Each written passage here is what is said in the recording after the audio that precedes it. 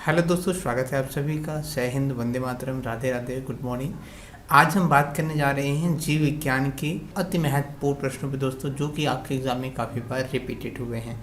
अगर आप किसी भी एग्ज़ाम की तैयारी कर रहे हैं दोस्तों, जहाँ पे साइंस से रिलेटेड प्रश्न पूछे जाते हैं, तो कहीं ना कहीं आपके लिए ये क्लास बहुत ही इम्पोर्टेंट होने वाला है। तो चलिए ज़्यादा लेट ना करते हुए सेशन को शुरू करें।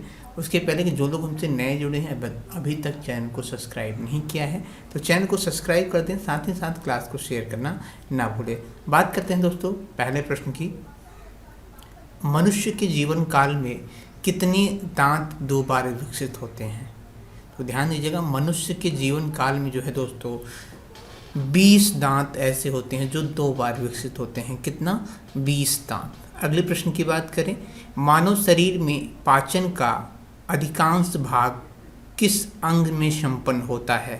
तो मानव शरीर में अधिकांश भाग जो है पाचन का, ये छोटी आंत में जो है संपन्न होता है। कहाँ पे? छोटी आंत में जो है पाचन का अधिकांश भाग जो है संपन्न होता है। अगले प्रश्न की बात करें दोस्तों, मनुष्य में पाचन क्रिया कहाँ प्रारंभ होती है?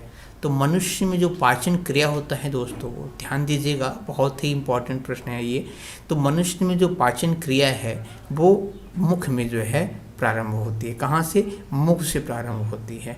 ठीक है। सर्वप्रथम रक्त परिसंचरण तंत्र का अध्ययन किसने किया था? तो सर्वप्रथम रक्त परिसंचरण का जो अध्ययन है ये किसने किया था? हार्वे ने। किसने? हार्वे ने जो है सर्वप्रथम रक्त परिसंचरण तंत्र का अध्ययन किया था। अगले प्रश्न की बात करें दोस्तों, पेस मेकर का संबंध किससे है? पेस मेकर का संबंध जो है दोस्तों ये किससे है? हृदय से। किससे? हृदय से जो है पेस मेकर का संबंध है। अगले प्रश्न की बात करें, पेस मेकर का कार्य क्या होता है दोस्तों? तो ये भी आप जान लें, पेस मेकर का कार्य जो होता है दिल की धड़कन प्रारंभ करना। क्या करना? दिल की जो धड़कन होता है इसको प्रारंभ कौन करता है? Pacemaker. अगले प्रश्न की बात करें, गति प्रेरक किससे संबंधित है? तो गति प्रेरक जो है दोस्तों ये संबंधित है हृदय से। किससे? हृदय से जो है गति प्रेरक संबंधित है। किनकी भित्तियों पर रक्त द्वारा डाले गए दबाव को रक्त दाब कहते हैं? ये कहते हैं दोस्तों धमनी। धमनी की भित्तियों पर दोस्तों रक्त द्वारा डाले गए दबाव को जो है रक्त दाब कहते हैं। अगले प्रश्न की बात करें, सोते समय रक्तदाब में क्या परिवर्तन होता है? तो ध्यान दीजिएगा, सोते समय जो रक्तदाब होता है ये घट जाता है। क्या होता है? घट जाता है। मानव रुधिर का पीएच कितना होता है दोस्तों? ये भी प्रश्न आपके एग्जाम में काफ़ी बार पूछा गया है। तो मानव शरीर में जो रुधिर का जो पीएच होता है दोस्तों ये होता है 7.4। बढ़ते हैं अगले प्रश्न की तरफ। रक्त में पाई जाने वाली धातु है, तो रक्त में पाई जाने वाली जो धातु है वो क्या है? लोहा जो है ये रक्त में पाई जाती है। रक्त का शुद्धिकरण कहाँ होता है? ये भी प्रश्न आपके एग्जाम के लिए बहुत ही महत्वपूर्ण है और पूछा भी गया है। तो रक्त का जो शुद्धिकरण होता है दोस्तों वो होता है किडनी में। बढ़ते हैं अगले प्रश्न की तरफ। अधिकतम पोषण तत्व में कहाँ से अवशोषित किए जाते हैं? तो अधिकतम पोषक तत्व जो है ये कहाँ से अवशोषित किए जाते हैं दोस्तों? ये किए जाते हैं छोटी आंत से। लार में कौन सा एंजाइम पाया जाता है? तो लार में ध्यान दीजिएगा, बहुत ही महत्वपूर्ण प्रश्न है दोस्तों।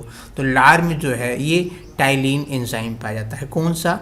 टाइलिन एंजाइम किस में पाया जाता है? आपसे एग्जाम में पूछे तो आप टिक कर दीजिएगा, किस में पाया जाता है? टाइलिन में। बात करते हैं अगले प्रश्न की। पेट में भोजन को पचाने के लिए किसकी खास आवश्यकता होती है? तो पेट में भोजन को पचाने के लिए जो है एंजाइम की खास आवश्यकता होती है। किसकी? एंजाइम की जो है आवश्यकता होती है किसमें? भोजन पचाने में। लार किसके पाचन में सहायक होता है दोस्तों?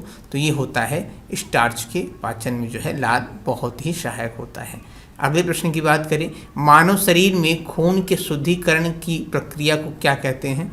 मानव शरीर में जो खून की शुद्धिकरण है इस प्रक्रिया को दोस्तों डायलिसिस कहते हैं। क्या कहते हैं? डायलिसिस कहते हैं। ठीक है। अगले प्रश्न की बात करें, मानव शरीर की सबसे छोटी हड्डी कौन सी है? तो मानव शरीर की सबसे छोटी हड्डी क्या है? स्टेपिज। स्टेपिज जो है ये मानव शरीर की सबसे छोटी हड्डी है। अगले प्रश्न की बात करें दोस्तों, वह अंग कौन सा है जो मानव शरीर में ग्लाइकोजन के रूप में कार्बोहाइड्रेट को जमा करता है? तो वो कौन सा है दोस्तों, यकृत जो है। ये ग्लाइकोजन को के रूप में जो है कार्बोहाइड्रेट को जमा करता है। अगला प्रश्न आपके सामने रहा, पित्त किसके द्वारा पैदा किया जाता है, तो पित्त जो है ये जो है यकृत के द्वारा पैदा किया जाता है। किसके द्वारा, यकृत के द्वारा। बात करते हैं अगले प्रश्न की, दौड़ लगाते समय मनुष्य का रक्तचाप कितना होता है, तो दौड़ लगाते समय मनुष्य का जो रक्तचाप होता है ये बढ़ जाता है। क्या होता है, बढ़ जाता है। सामान्य जीवन काल में मनुष्य का हृदय लगभग कितनी बार धड़कता है दोस्तों, तो ये धड़कता है कितनी बार, 2 अरब बार जो है सामान्य जीवन काल में मनुष्य का हृदय धड़कता है। बात करते हैं अगले प्रश्न की, मानव शरीर में हृदय का कार्य क्या है, तो मानव शरीर में हृदय का जो कार्य है वो है पंपिंग स्टेशन की तरह है। मानव शरीर में जो हृदय का काम है क्या है, वो पंपिंग स्टेशन की तरह है। रक्त में लाल रंग किसके कारण होता है, तो रक्त में लाल रंग दोस्तों ये हीमोग्लोबिन के कारण होता है, ये आपको पता भी होगा। बात करते हैं अगले प्रश्न की, शरीर में हीमोग्लोबिन का कार्य क्या होता है दोस्तों, शरीर में हीमोग्लोबिन का जो कार्य होता है वो है ऑक्सीजन का परिवहन करना। हीमोग्लोबिन किसकी महत्वपूर्ण घटक है दोस्तों, तो ये जो है आरबीसी का प्रमुख घटक है। कौन, हीमोग्लोबिन। अगले प्रश्न की बात करें, मनुष्य की लाल रक्त कोशिका का जीवन काल कितना होता है, तो मनुष्य की लाल रक्त कोशिका का जो जीवन काल होता है वो 120 दिन होता है। कितना, 120 दिन। पचे हुए भोजन में मौजूद विषैले पदार्थ का कौन सा अंग चूषण करता है, तो ये करता है दोस्तों यकृत। अगले प्रश्न की बात करें, लाल रुधिर कणिकाओं का उत्पादन किसके द्वारा होता है दोस्तों, तो ये होता है अस्थि मज्जा के द्वारा। सफ़ेद रक्त कण WBC का मुख्य कार्य क्या है, तो जो सफ़ेद रक्त कण होता है WBC, इसका प्रमुख कार्य क्या है दोस्तों, रोग प्रतिरोधक क्षमता धारण। क्या है, रोग प्रतिरोधक क्षमता धारण करना। बात करते हैं अगले प्रश्न की, मनुष्य में मेरुदंड से कितनी जोड़ी तंत्रिका निकलती हैं, तो ये निकलती हैं 31 जोड़ी तंत्रिका निकलती हैं। प्रतिवर्ती क्रियाओं का नियंत्रण केंद्र कहाँ पर होता है दोस्तों, तो प्रतिवर्ती क्रियाओं का जो नियंत्रण केंद्र होता है ये कशेरु रज्जु में होता है। कहाँ पे, कशेरु रज्जु में। बात करते हैं अगले प्रश्न की, अपोहन का प्रयोग किस क्रिया को पूरा करने के लिए होता है, तो अपोहन का प्रयोग जो है ये विक्र के जो है क्रिया को पूरा करने के लिए होता है।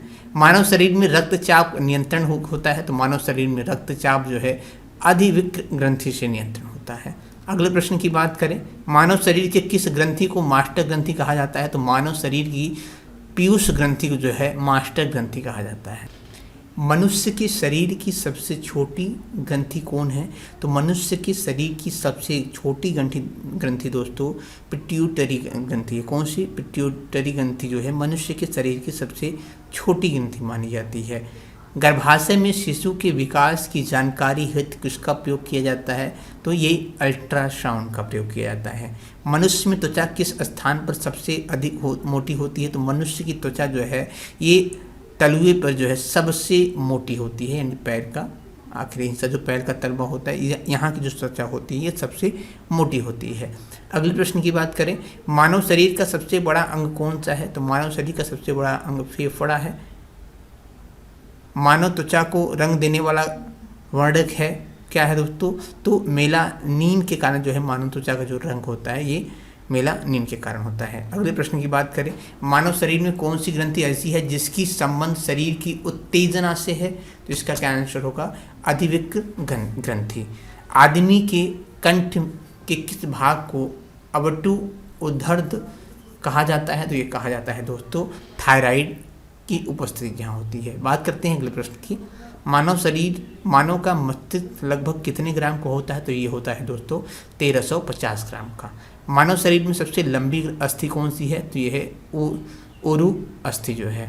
बात करते हैं अगले प्रश्न की, मानव शरीर में पैरों की हड्डी है, फिफुला एवं टिबिया। गर्भाशय के लिए वैकल्पिक शब्द क्या है दोस्तों, तो ये है यूट्रस।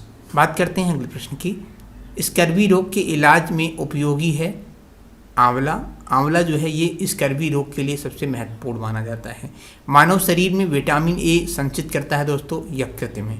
अगले प्रश्न की बात करें, थायमीन है, थायमीन क्या है, विटामिन बी। जिस विटामिन में कोबाल्ट होता है वह कौन सा विटामिन है दोस्तों, तो विटामिन B12। जो है जिसमें कोबाल्ट की मात्रा पाई जाती है। बात करते हैं अगले प्रश्न की। बच्चों में अंगों की अस्थियां मुड़ जाती है यदि कमी हो, तो किसके कमी से? विटामिन डी की कमी से जो है बच्चों की अस्थियां जो है वो मुड़ जाती हैं। विटामिन सी की से उत्पन्न स्रोत क्या है? तो विटामिन सी का सबसे उत्तम स्रोत जो है दोस्तों आंवला है। बात करते हैं अगले प्रश्न की। विटामिन सी का रासायनिक नाम क्या है दोस्तों? तो स्कॉर्बिक अम्ल जो है ये विटामिन सी का रासायनिक नाम है। किसी सब्जी से प्राप्त ना होने वाला विटामिन है दोस्तों, तो विटामिन डी जो है ये किसी सब्जी से नहीं प्राप्त होता है। बात करते हैं अगले प्रश्न की। मानव शरीर में रक्त का थक्का किस विटामिन से बनता है? तो मानव शरीर में रक्त का थक्का जो है विटामिन के की से बनता है। मनुष्य के नेत्रों के स्वस्थ संचालन के लिए किस विटामिन का संबंध है दोस्तों? तो ये विटामिन ए का संबंध है। अगले प्रश्न की बात करें, कौन सा विटामिन पानी में घुलनशील होता है? तो ध्यान दीजिएगा, विटामिन बी जो है ये पानी में घुलनशील होता है। विटामिन ए की कमी के कारण कौन सा रोग होता है? तो ये होता है नाइट ब्लाइंडनेस, यानी हम जिसे रतौंधी कहते हैं। बात करते हैं अगले प्रश्न की। जंतु विज्ञान के जनक कहलाते हैं, तो जंतु विज्ञान के जो जनक है वो अरस्तु कहलाते हैं। और वनस्पति की बात करें तो वनस्पति विज्ञान के जो है जनक जो है ये थियोफ्रेस्टस कहलाते हैं। कौन? थियोफ्रेस्टस जो है ये वनस्पति विज्ञान के जनक कहलाते हैं। खसरा किस संक्रमण के कारण होता है दोस्तों? तो खसरा जो है ये विषाणु के कारण होता है। कौन सा रोग विषाणु के कारण होता है? तो ये होता है चेचक। बात करते हैं अगले प्रश्न की। जंतुओं में होने वाली फूट एंड माउथ रोग किसके कारण होता है? तो ये होता है दोस्तों विषाणु के कारण। आलू में मोजेक रोग का कारण तत्व क्या है दोस्तों? तो विषाणु है। बात करते हैं अगले प्रश्न की। सौर ऊर्जा किससे प्राप्त होती है दोस्तों? तो सूर्य से होती है। साबूदाना किससे बनाया जाता है? तो ये बनाया जाता है साइकस से जो है साबूदाना बनाया जाता है।